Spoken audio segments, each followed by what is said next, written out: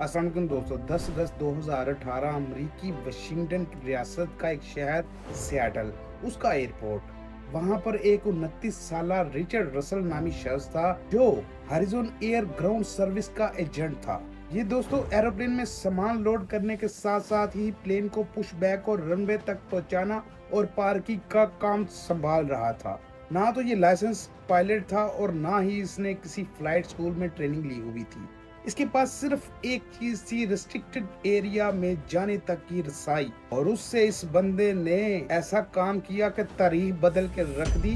एक एयरपोर्ट से एक बारी पैसेंजर प्लेन ही उड़ा के ले गया, यानी चुरा के ले गया। शाम 7:35 पर रिचर्ड रसल क्या करता है, डैश 8 Q400 को रनवे 16C के ऊपर ले जाता है और बाद में खुद ही सीढ़ियां उसकी नीचे को कर कर उसमें सवार होता है और वहां से टेक ऑफ कर जाता है।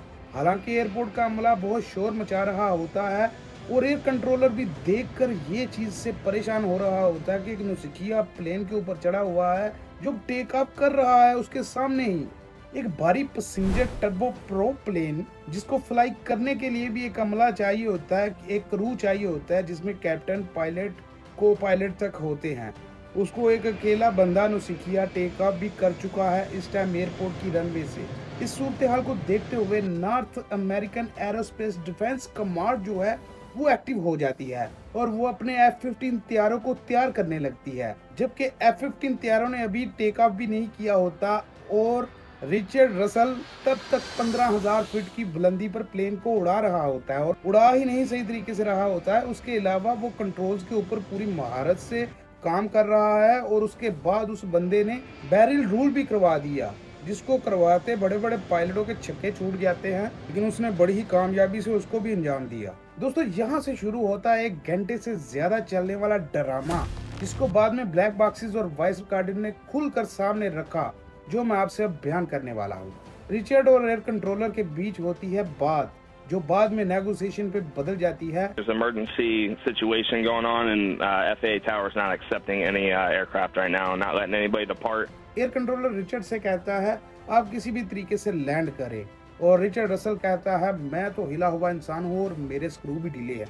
एयर कंट्रोलर रिचर्ड से कह रहा है आप किसी भी तरीके से लैंड करें, और रिचर्ड आगे से कह रहा है मुझे इस बात का इल्म ही नहीं कि लैंडिंग होती कैसे है, और मैं इस इरादे से इस प्लेन को उड़ा भी नहीं रहा कि मैंने लैंडिंग करनी है। CVR से जो आखिरी बातचीत मिली उसमें रिचर्ड लैंडस्केप की बात कर रहा है और उसकी तारीफ कर रहा है एयर कंट्रोलर के साथ।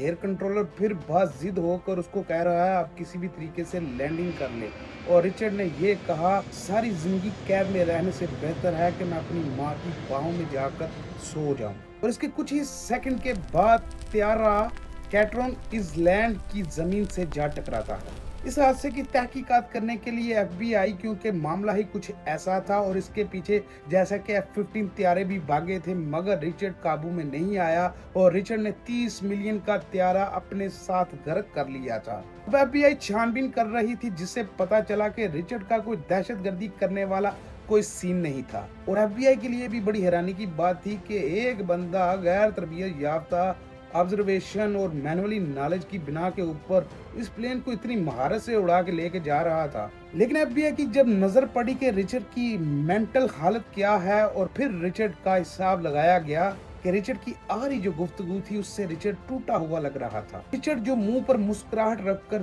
दूसरों को अपने गम नहीं बताता था, वो अंदर ही अंदर में मर रहा था, जिसको एक प्लेन मिल गया जिसको वो साथ ले डूबा। क्योंकि दोस्तों कभी कभी पुरसकून चेहरों के पीछे एक गहरी जंग लगी होती है, जैसे कि रिचर्ड किसी को बता नहीं सका कि उसके अंदर क्या चल रहा था।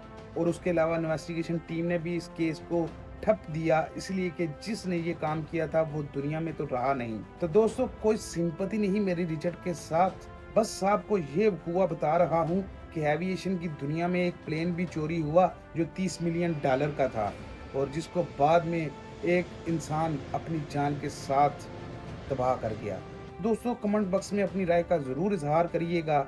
मिलता हूँ नेक्स्ट वीडियो में। मेरा नाम है माजिद। अल्लाह हाफिज।